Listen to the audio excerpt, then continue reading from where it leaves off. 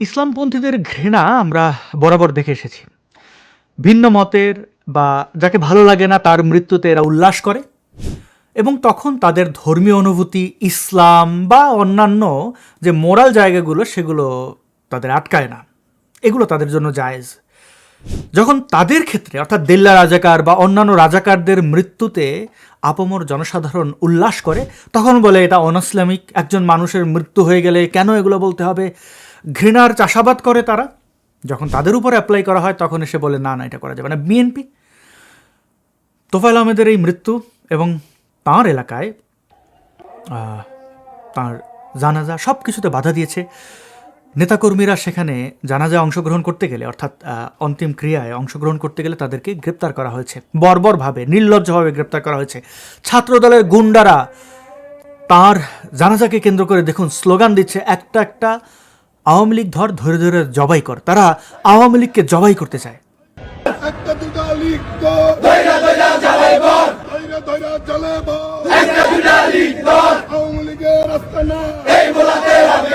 একজন মানুষ মৃত্যুর পরে এই যে ঘৃণার চাষাবাদ করলেন, এর ফলাফল কি হবে? আমি এই ফলাফল নিয়ে একটু আসি। প্রিয় বন্ধু, বিশেষ করে সুশীল বন্ধু, আপনারা যারা চুপ করে আছেন, রাজনৈতিক এই প্রতিহিংসা দেখেও না দেখার ভান করছেন, বিশ্বাস করেন যখন আওয়ামী লীগ এই অন্যায়ের প্রতিশোধ নেবে তখন আপনারা বলতে আইসেন। আপনি এই সময় যখন বলছেন না তখন আপনার মুখ কিভাবে খোলেন দেখে নেব।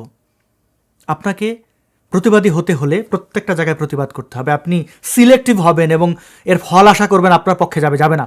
এই বাংলাদেশে জিয়াউর রহমানের মাজার থাকবে না। এই বাংলাদেশে বিএনপি নেতাদেরকে ধরে ধরে এইভাবেই কোনো জানাজা হতে দেওয়া হবে না। এটা আমি করব না, এটা আপনি করবেন না, এটা আওয়ামী লীগ করবে। কারণ তাদের সাথে যে অন্যায়গুলো আপনারা করছেন, এই অন্যায়ের রিপিটেশন। আগে তো তথ্য প্রযুক্তি এতটা সমৃদ্ধ ছিল না, ফুটেজগুলো থেকে যায়নি, প্রত্যেকটা জিনিস তো ইন্টারনেটে থেকে যাবে। এই কাজ যখন বিএনপির সাথে করা হবে, জামায়াতের সাথে করা হবে, এই ইসলামিক সন্ত্রাসীগুলোর সাথে করা হবে, তখন আপনি বলতে আইসেন, আপনার মুখের উপরে এই ভিডিও ফুটেজগুলো দেখায়া একদম ঝামা ঘষে দেবে।